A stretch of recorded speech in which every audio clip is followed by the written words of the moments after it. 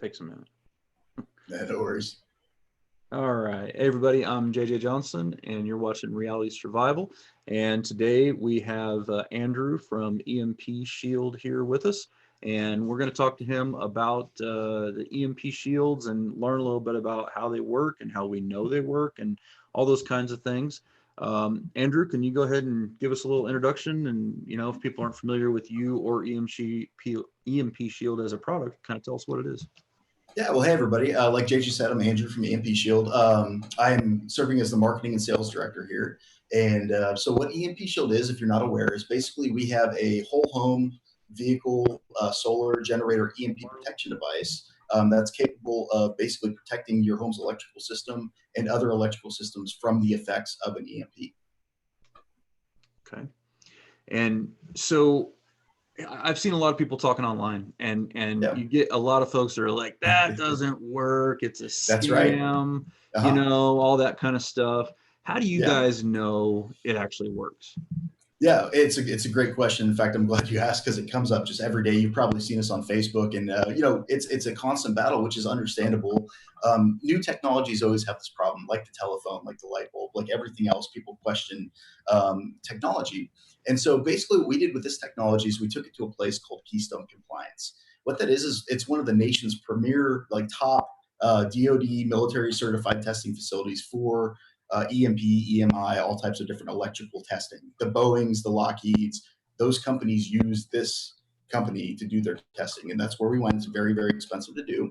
And so the way it works is actually, let me preface by explaining what an EMP actually is, because one of the Yeah. biggest misconceptions out there is, well, how are you going to, what the radiation and nuclear fallout, that's not what we're dealing with. And that's not what an EMP is. So I'll just quickly explain it. That's okay. It's a great So idea. what, Yeah.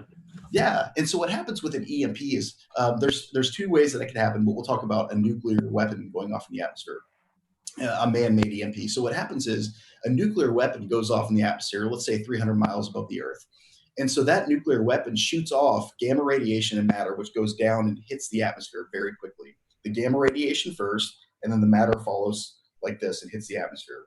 Those things hitting the atmosphere create what's called ionization. And so ionization is the release of freed electrons from the atmosphere going down towards the Earth. And now an EMP happens in phases, which means we're dealing with electricity or freed electrons in different phases.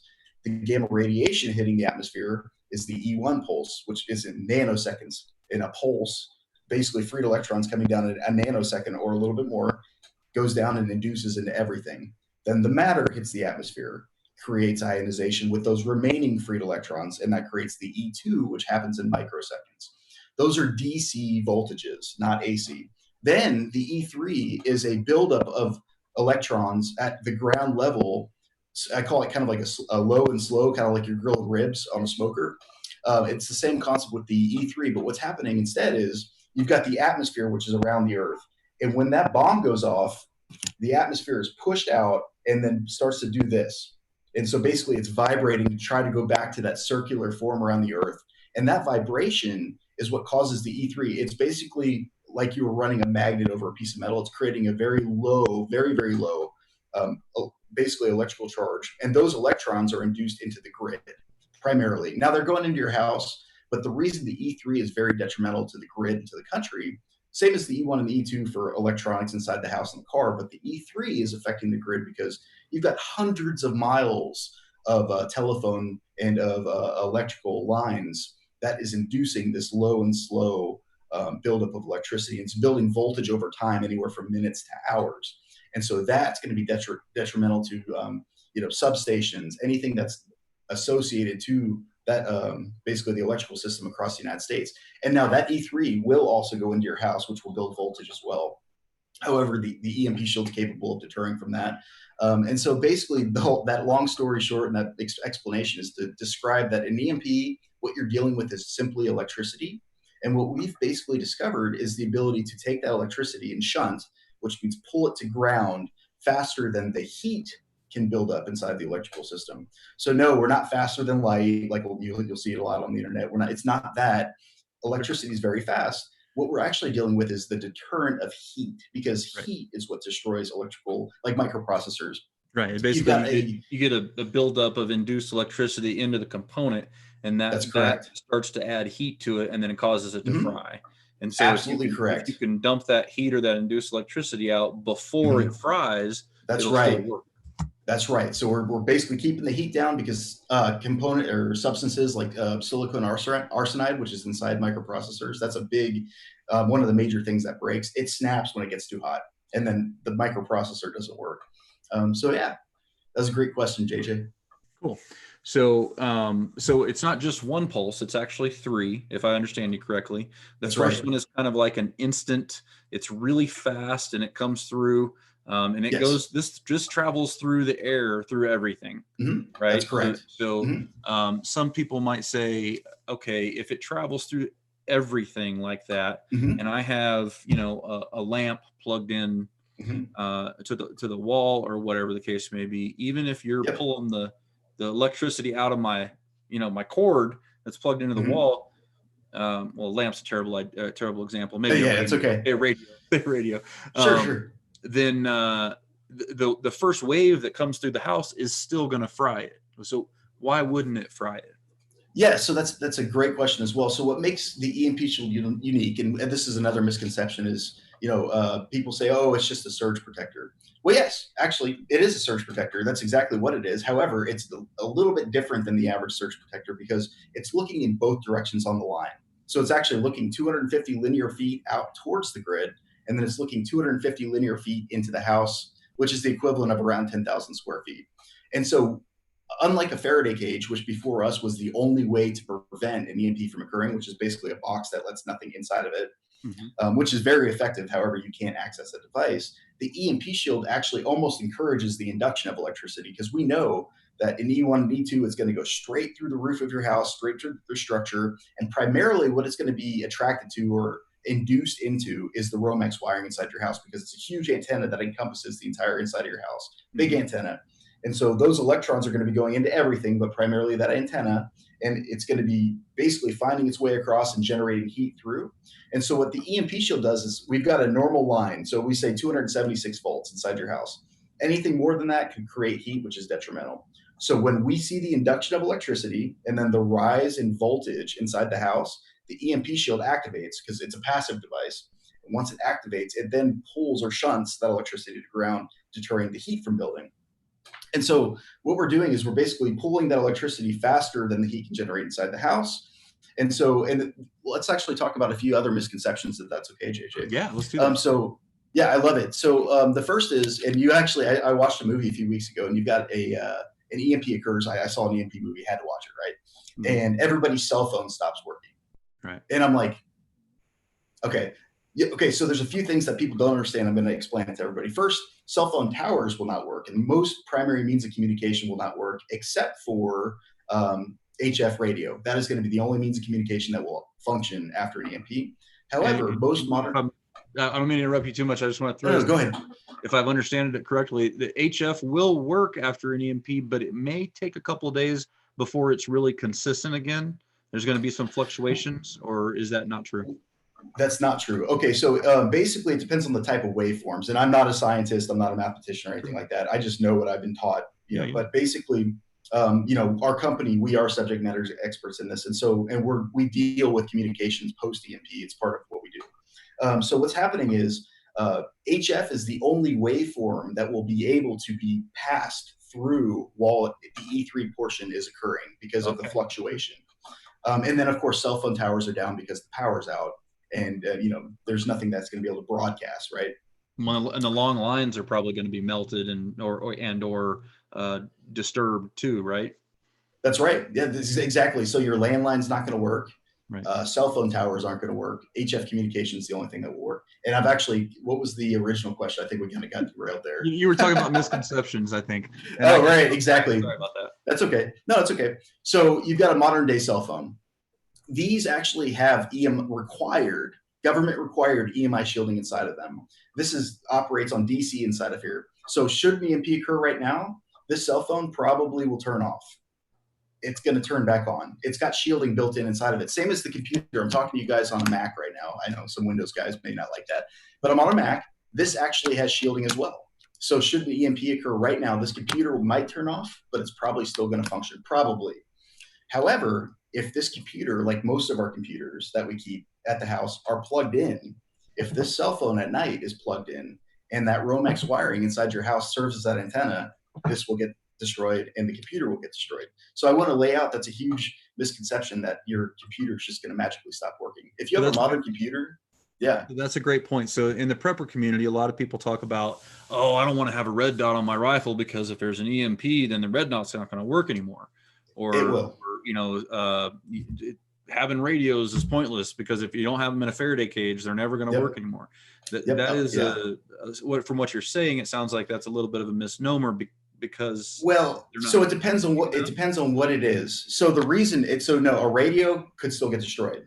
Okay. A red dot's not going to get destroyed, and the people who are saying that's absolutely ridiculous. But okay, a radio may or may not get destroyed. A computer and a cell phone won't because these have EMI shielding inside of them. Okay.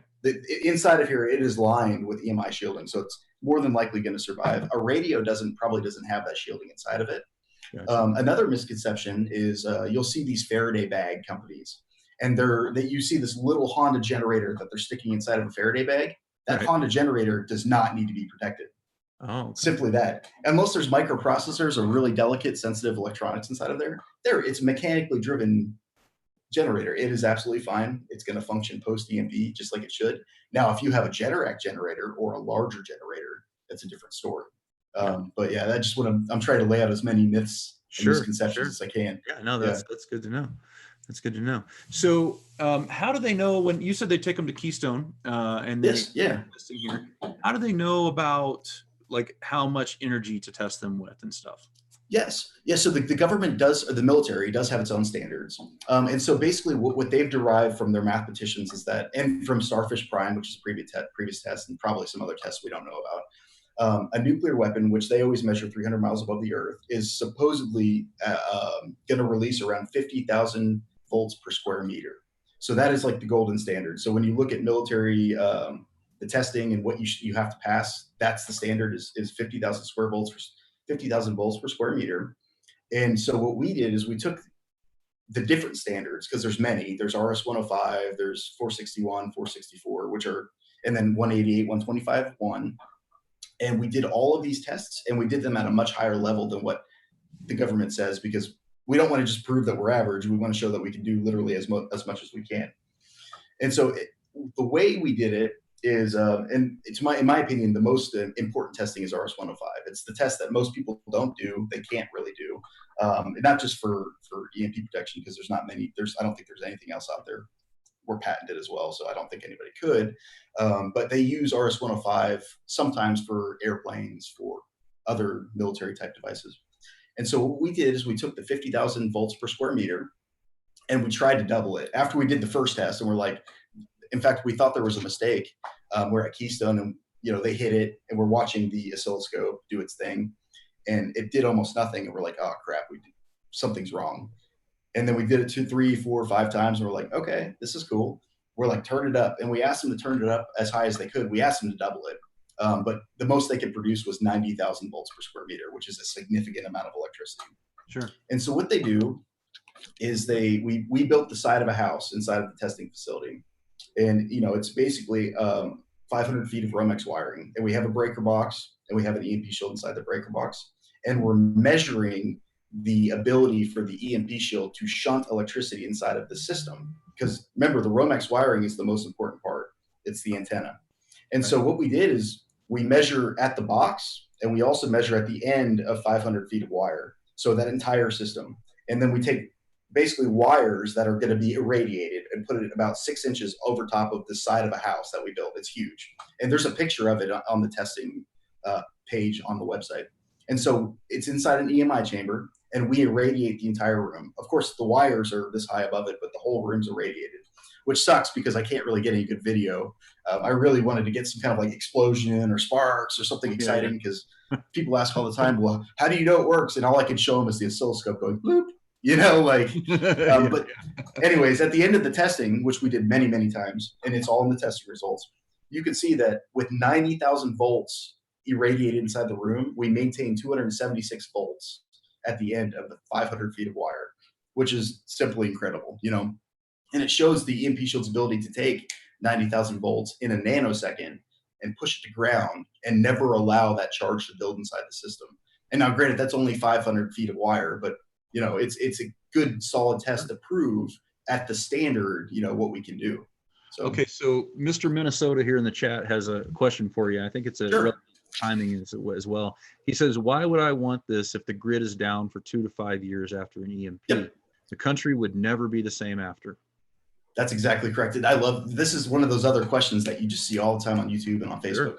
Okay, if you don't have a backup power supply, there's only one reason. And that's what happens if we get a micro solar flare that takes down the grid for a week or 2 weeks or 3 weeks, and then the grid comes right back up, right? Your house is right back up. Your house didn't get destroyed.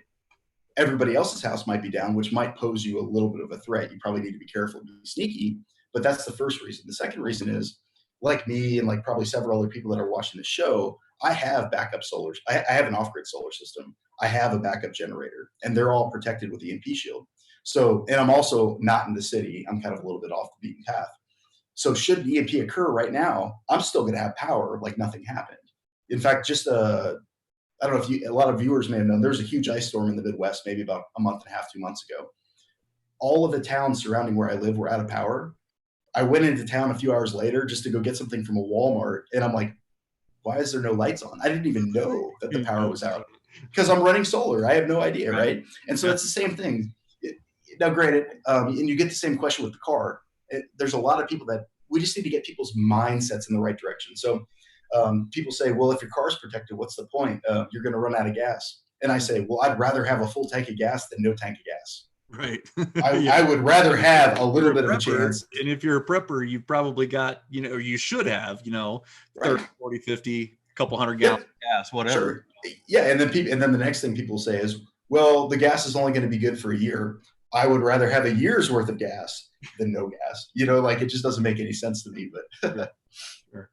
Yeah, it's kind of defeatist. Well, hell, the world's gone to hell. I don't want to walk anywhere. I don't want to have to drive anywhere. I don't want to, I quit. It's a force multiplier. Yeah. Yeah, exactly. I'm going to die now. Bye. Yeah. Right. All right. So cool. Let's see here. So I was watching a video the other day on the install for it. And I noticed that you basically hook it into like a 20 amp breaker or whatever. Is that right? Yeah, it's a dual pole 20 amp breaker. And so it has to be a dual pole because we're looking at both legs inside of the system. We have to do L1 and L2. Yep. Gotcha. So why isn't it into the main breaker? Just out of curiosity, I don't know a lot about electricity, so bear with me. But because when I was picturing how it was going to be hooked up, I was assuming it was going to be hooked into the main breaker. Then I saw it was kind of the side one. So So that's a good question, and that's one of the few I've never even asked that question. So I'm a spokesperson, but what we could do? This is great. Let me talk to Tim. So he's the inventor, and I'll get back onto the chat or onto the comments after the show, and let's discuss it on the comments. It's a great chance for everyone to kind of see there. Yeah, totally cool. I was just curious because I found it was kind of interesting. Yep. I was kind of like, but I'm only like, I know this much about electricity. Okay, so like you just described, if an EMP goes off or whatever, and you have one in your house, then it's gonna help protect your house so that all the things that are in it and plugged in to the grid are still gonna work. Right. Right. Yes. That's the basic idea from it.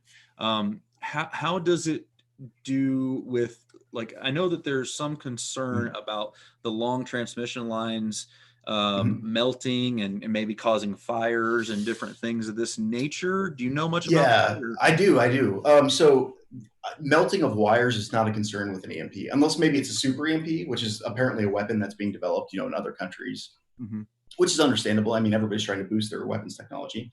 And we do believe it exists, but unless you're dealing with larger amounts of electricity, don't expect wires to be melting. That's more of a Carrington event, solar flare. Then you might start thinking about small wires. Something where you've got a continual push of energy over longer periods of time that's really putting a lot more in. Okay.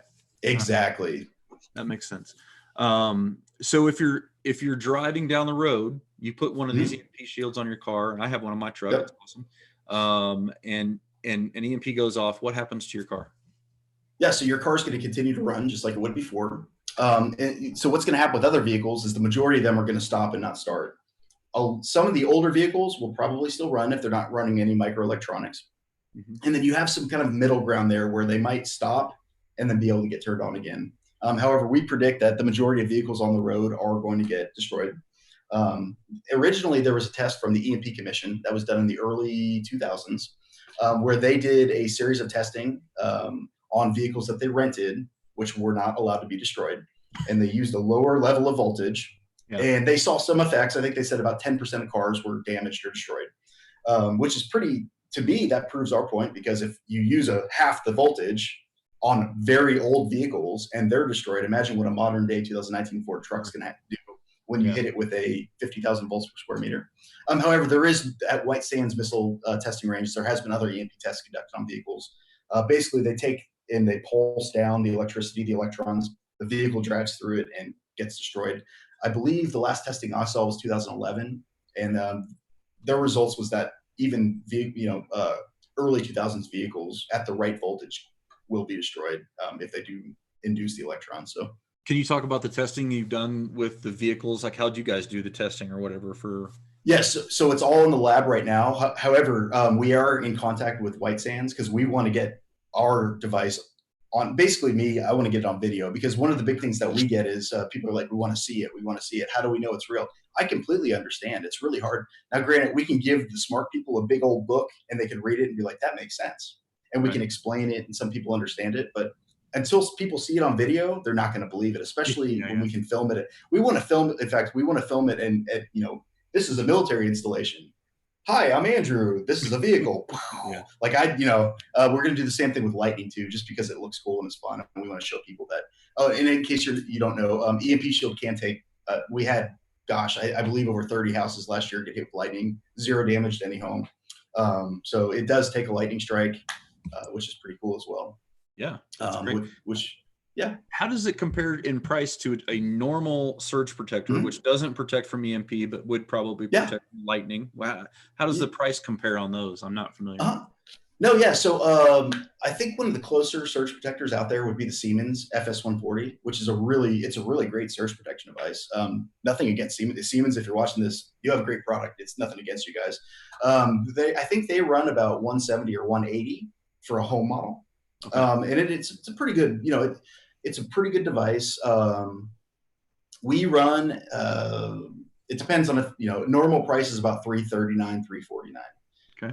Now, granted, what you're getting with us is, first of all, this is for people who aren't even worried about EMP. If you look at the Siemens compared to the EMP Shield, their warranty only covers power surges. They don't cover lightning or anything else. Oh, okay. With us, the first thing is you're covered with anything. If you get struck with lightning and your house is damaged, we pay for it, period. That's how sure we are about the device. Okay. Obviously, the next thing is we protect against an EMP, and did the military certified testing to prove, so that there's a big difference. We are a little bit more expensive, but it depends on what you're looking to get.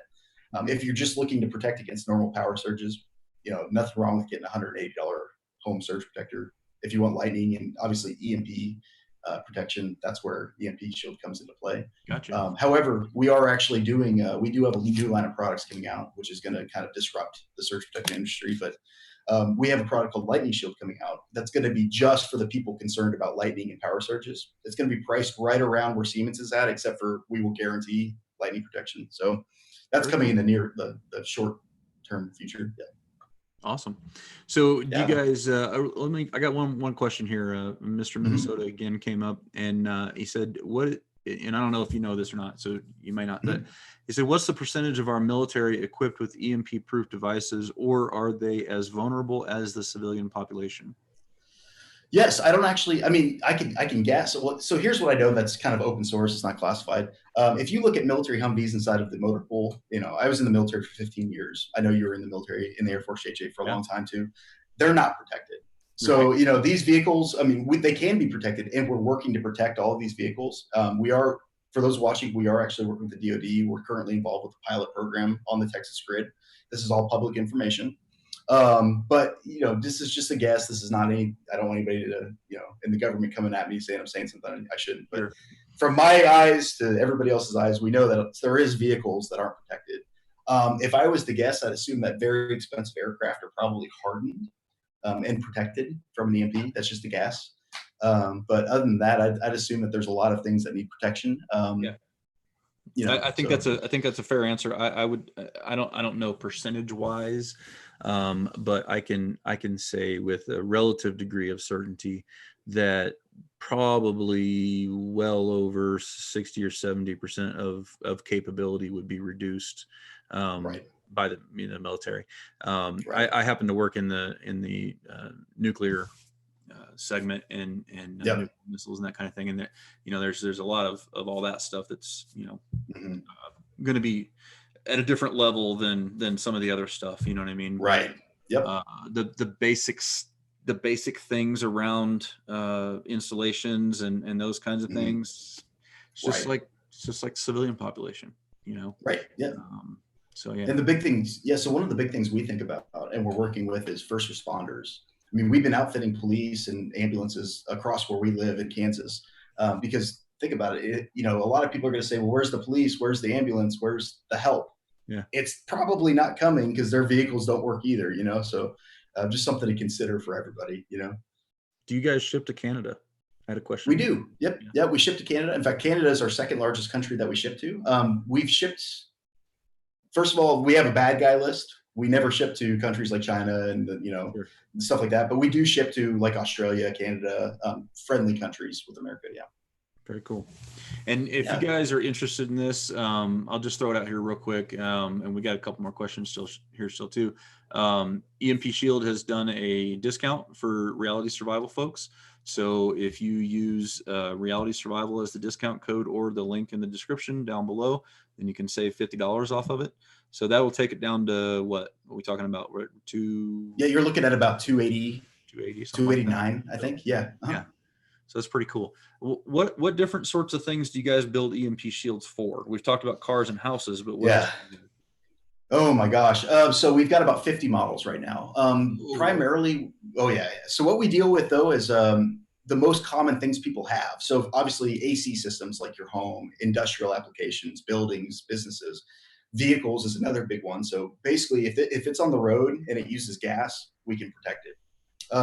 Another big one, especially in this community, is solar. And solar's got so many different variants and so many different voltages. So we've probably got about 25 different models just for solar alone. We've basically taken different charge controllers and different inverters and started building devices just for them. And actually, very soon, I can't say who, but we're going to be teaming up with a solar company publicly. We're already started working with them. We're already building for them. But pretty soon, you'll see our logo on some of their stuff coming out. So that'll be pretty cool as well. But yeah. So can you describe how does the solar thing work? That's kind of interesting to me. I hadn't really thought about that. So solar is a very unique creature because what you're dealing with is you have a PV array or multiple PV arrays that are huge collectors of electricity. You've got thousands of feet of copper trace inside of every single panel. And so these panels are inducing electrons, which by the way, the majority of panels will not be affected by an EMP. But you have this huge amount of voltage going into the first device after the PV array, which would be like the charge controller or the inverter, whatever that device is. And so what we're doing is we're putting the EMP shield right past the PV array to stop that huge spike that's induced from those panels and that copper trace coming into it. So that the diode on the back of the solar panel won't be blown out. That'll be good. So it depends on what panels you have. And unfortunately, we have to tell a lot of people, sorry, we can't protect you. And there's some panels we can't. So like if a panel has a micro inverter on the back of it, there's really not much you can do about it unless you want to spend $20,000 in our product, which is just unrealistic. Nobody should have to spend that much money. Yeah. However, if you have just a classic panel that's, photovoltaic coating, just copper trace and normal solar panel, it's going to go right through. It's not going to be damaged. But it's a huge collector, a huge collector of electricity. So, yeah. Okay. Very cool. So we had a question here. Let's see. I said, where'd it go? Oh, does EMP Shield have the approval of Dr. Peter Pry, formerly the head of the EMP Commission? Yeah. Well, so I don't believe that he's publicly came out writing. However, he is very aware of us. On some of the other projects we are doing, I do believe he's given the thumbs up, which is why we're a part of the Texas Grid pilot program. And for those of you who don't know, if you haven't heard me on other shows, EMP Shield is just one product. It's our civilian line of products. The government is not getting our civilian line of products. The government's getting our grid level products, which we are developing right now, and will be using at least initially on the Texas grid, and then kind of working our way up across the United States. It's a thing. It exists.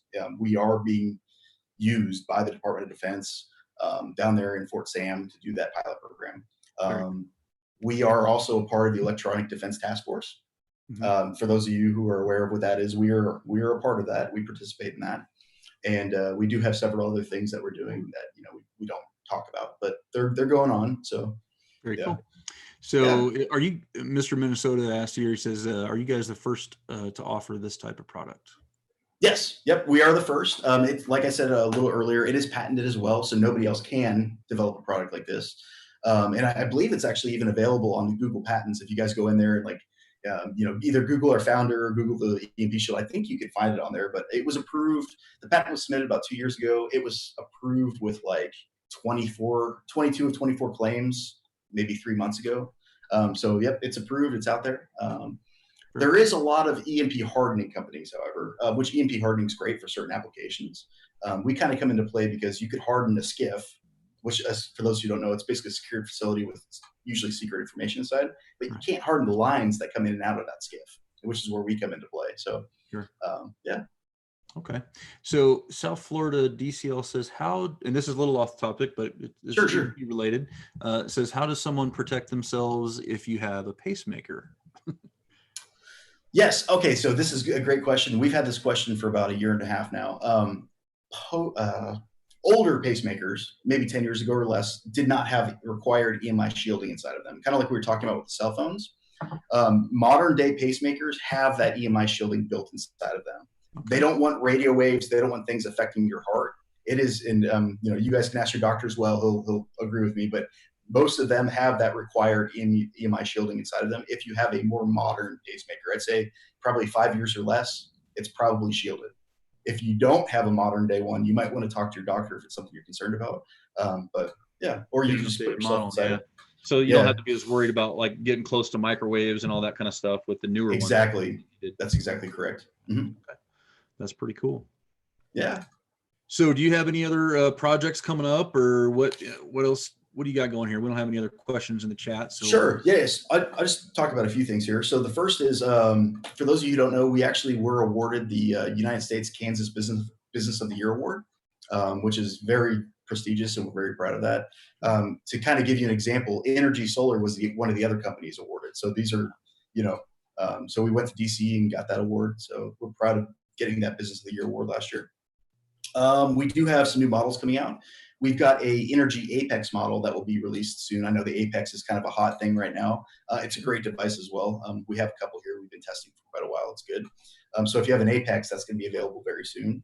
It's not on the website. Before you go on, explain how that works then? Because you basically have your Apex. You just plug your.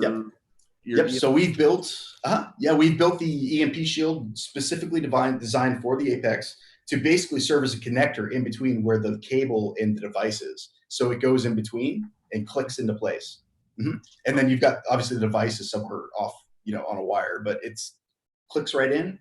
And so there's no installation whatsoever. You just go click, and it's operating, which is pretty cool. So the idea there would be if you, let's say an EMP happened or something along those lines, or you're using your Apex, and another one happened, like people talk about using them in series so that people get out their backup power systems, and then they hit it again to doubly cripple it.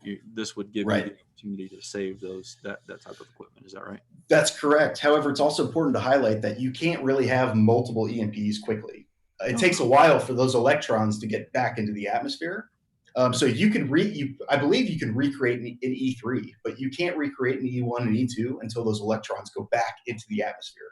Once the atmosphere is back to normal or normalized, then you can use the gamma radiation to blast and ionize and then blast those freed electrons back towards the Earth.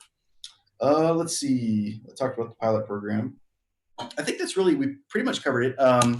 We do have some letters of support from Congress and from a couple senators. I'm not allowed to say the names yet, but I just want to put the word out there that hopefully soon we'll be able to release those so people can. Because one of the big things is people just don't believe, which is understandable. Like, how is this real? We get a lot of snake oil and a lot of scam, and Sure. every day I'm like, can I please release these? And people are like, not yet. We don't want to burn our bridges with the government either, or with Right. So as soon as I can, a couple announcements will be made on the website with partnerships and with programs, and a couple letters will be released, hopefully.